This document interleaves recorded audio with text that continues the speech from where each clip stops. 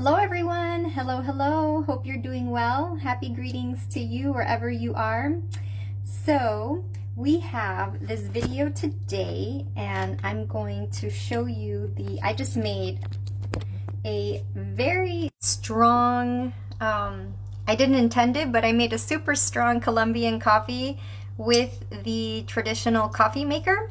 I don't know the exact name, but I just call it the traditional Colombian coffee maker because it's a gift from my mother and she's Colombian and this is what they used back in the day as a more traditional, usual method for them. So I used this one. Now it's already been poured out. I've already prepared it. And just so you know, this is very hot, but the way it works is that they're two separate compartments and you're supposed to separate them, so these will detach. I'll detach it when it's colder because it's quite hot right now.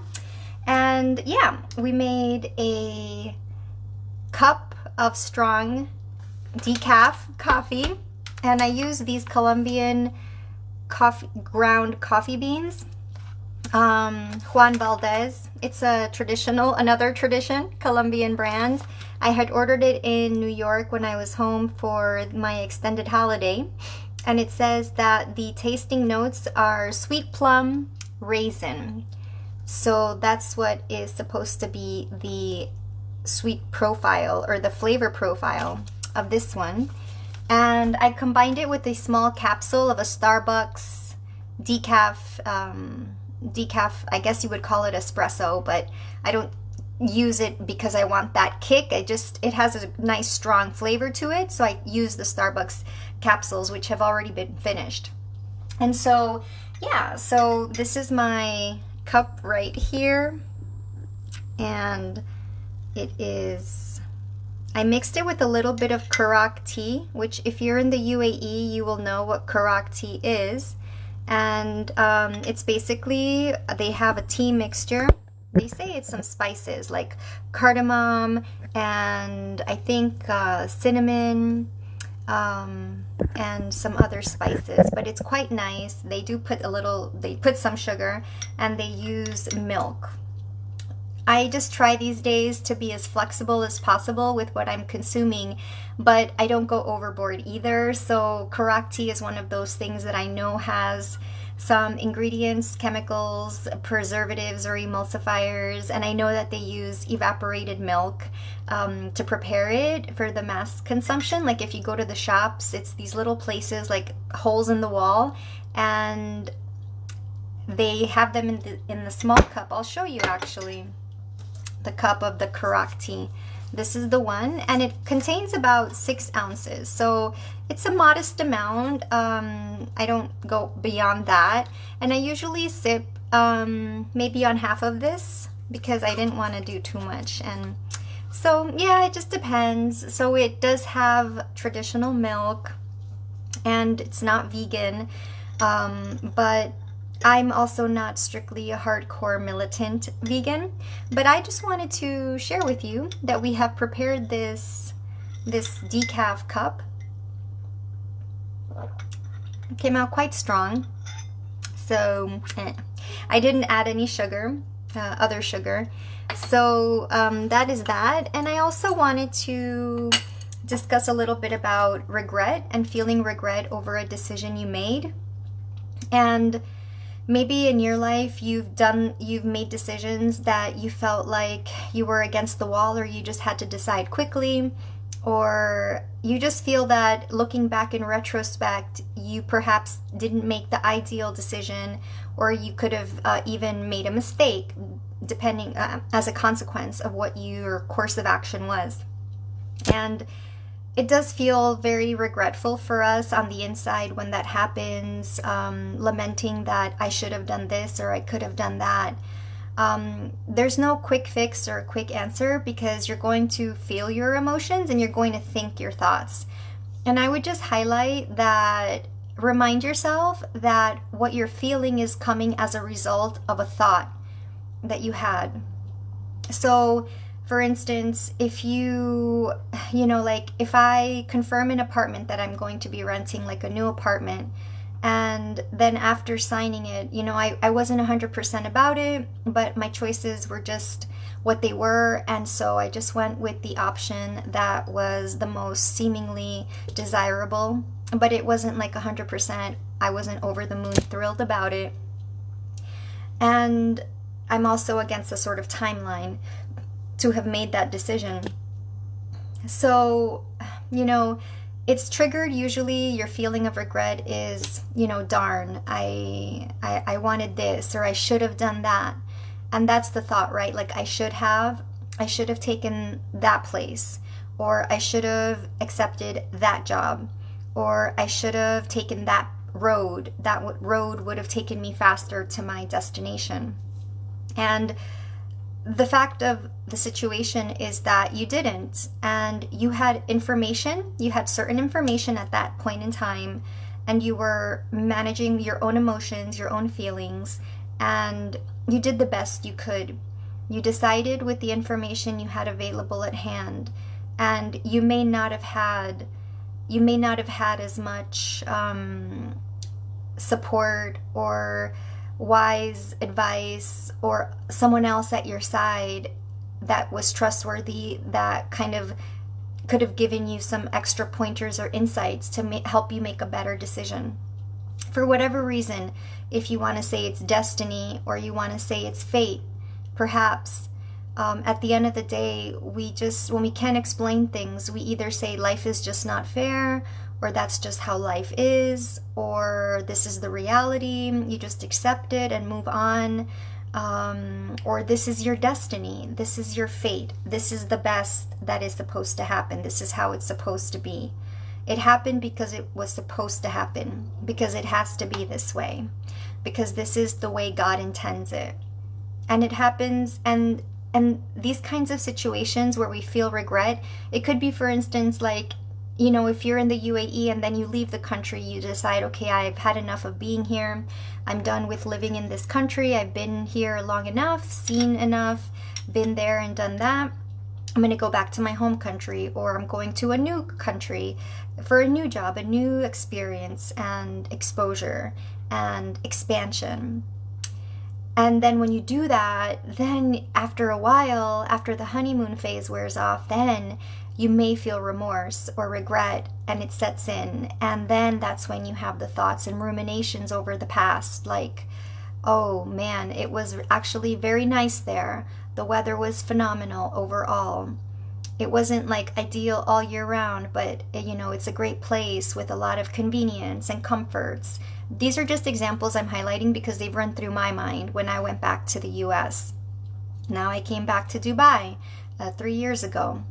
So, you know, you may know someone, or you may be someone who's left a city or a state, or left a relationship, and then you look back on it regretfully and you think, oh man, it wasn't so bad back then. But the fact is that for whatever reason, at that point in time, you did not have more information. You did not predict the future. You could not have. Nobody really does. And the truth of the matter is, as you look at it, you made the best choice possible with the circumstances and given the information available at hand. So as you look forward in your life, you may then come to the point where you decide, you know what, I have to stop this drama in my head, stop the ruminations and catastrophizing, because that is a cognitive distortion. And I can now be where I am, align with the situation. And whenever those thoughts again pop up, because they can, perhaps they definitely will, depending on how attached you are to the past, or how attached you are to wanting it all, or just feeling this dramatic, you know, trend in your head of voices that say you did the wrong thing. Just remind yourself you made the best choice possible at that point in time. You were not living in the future. You were living in the then, which was the now. It was the present, and there was no more information at hand.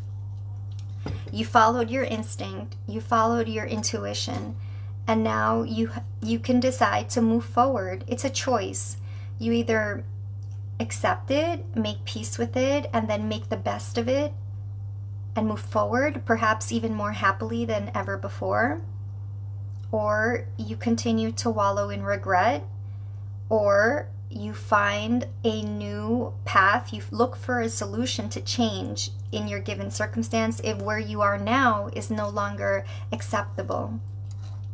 So you have three options. You can stay in the past and regret and suffer and feel pain, and you can indulge your egoic voice that says you deserve to be in pain and you're unworthy and you're not deserving. That's the egoic drama voice. Then the other option is you can either decide, okay, I am where I am, it sucks, I want to change, I don't want to continue this way anymore, I'm not going back to the same perhaps, but then I have to find another solution. And so then you can start working on finding a new solution for your way forward to get yourself moving in a new direction, into a new space. And the third option is to accept where you are, align with where you are, think better thoughts about it, write down better thoughts, begin to manage your thinking and control your thinking by just cultivating and planting new seeds of thoughts in your head, and then being happier with where you are, alignment with your new location, alignment with your new job, your new boyfriend or girlfriend or husband or whatever, spouse, or your new country or your new baby or your new nanny. If it's like a nanny, now you have someone new who's there, but like, oh, she's not as great as the past lady, you want to get her back, etc., etc. These are just examples. So just know that regret is something that can eventually fade, and it can fade with time, but you can have ownership of it too, and over your own life. You can sort of not be a victim. You don't have to be a helpless victim, but you can actually begin to just jot down some better feeling thoughts for why it's okay where you are. In what ways is it better where you are? What are the benefits of where you are? What are the advantages? What are the conveniences? What are the new comforts? They may be totally different because, like, if it's not comparable to the past, then it has other parameters that are way different. So in what way is that better? So just look at it as an opportunity to flex your cerebral muscles, to not be a victim of your egoic drama voice. Mind is just a part of our thinking, a part of our ego, whatever you want to call it. And then, as I say ego, it reminds me, I think it was Wayne Dyer who said, ego stands for edging God out. So in what ways is like indulging your drama? In what ways is like saying in your head, it must be that I'm unworthy, I'm undeserving, God just doesn't love me, I'm a sucky person, or, why is life treating me this way? Why is it making me suffer? Just perhaps ask yourself, okay, if that's the ego, if I choose to believe this is the ego voice, in what ways is this edging God out? E-G-O, ego. In what ways is that the ego voice that's all about drama and pain and fear and suffering and not enoughness, unworthiness, right? Because these are like vibrations and thoughts and flows and kind of patterns of thinking and behavior patterns of thinking that cause certain behavior in our human existence. But, just remind yourself, it's not helping necessarily to indulge that ego voice, but maybe find a new path forward, align with where you are, and then just surrender to the flow of life. The choice you made a decision, you decided, which is good for you. You made a choice. You were not indecisive in that moment when you gave the go-ahead, right? You became decisive somehow. You did it. So now, moving forward, things are going to continue to evolve and shift and, become something else. And a new chapter of your life begins, and a new phase. And changes always bring good things too. I remember when COVID was in full onslaught, mode, and it was like a regretful experience on so many levels. But at the same time, what came out of it was, adapting to new work methods, new working styles. It introduced working from home at a whole new phenomenal level. Now there's a lot of jobs that are hybrid. You have flexibility working from home or working in the office or both. It cuts down on commute time. Some people spend more quality time with their families. It gives you options. It also enhanced our sense of connectedness and the need for that social connection by understanding how you feel when you don't have that social connection. It just made you appreciate, maybe it makes us appreciate more our health. So these are examples of the benefits of the COVID situation after all, in the aftermath. To appreciate life, to remind yourself that life is precious and that it can change in the blink of an eye due to unforeseen circumstances, and that there are some things that no matter how much money you have or how influential you are or how many followers you have or how many titles to your name or big office you have, or even if you're the president, some things apparently are not under your control and you can't change them. It just came with time that things got better and a shared collective global effort. So I just mentioned that as an example that changes can be good. They are good in some ways, and it's just a matter of looking in the details and identifying in what ways is this convenient, in what ways is this better. Now you're meeting new people, you're going to new places, the energy is shifting, you are evolving, you are expanding, your consciousness is now being raised to a new level. And by facing discomfort and being uncomfortable, it shows you that you have stepped out of your comfort zone, which makes you a stronger, more resilient, more experienced and informed and developed human being in your own life as you write your own book, your own life book and story. Okay? So I hope that this helps and just brings some peace of mind and reassurance in this world of craziness and social media and so many screens, phones that have us so attached. It's wild, but I hope it brings peace and solace to anyone out there who has regretted a decision and is currently living in that scenario of the regret, or if they faced it before. Just know that it happened, it's over, things are working out just fine. Let it flow. You're evolving, you're growing, you're expanding, you're learning new things. Life is pushing you out of your comfort zone so that you can get new skills, become a stronger individual, a smarter individual. And out of this, only good can come on any level if you look for it. Okay, so just look for the good. Seek to identify, look for the pink elephant in the room, look for the good in this, ask yourself in every step, okay, so what's the benefit of this? So what's good about this? In what ways, okay, this works for me. This is like what I wanted on this level. Okay, good. So I'm glad this is happening. These are examples that I'm suggesting. Anyhow, well, that was a talk that was initiated by my desire and eagerness to share this Colombian coffee, a decaf coffee.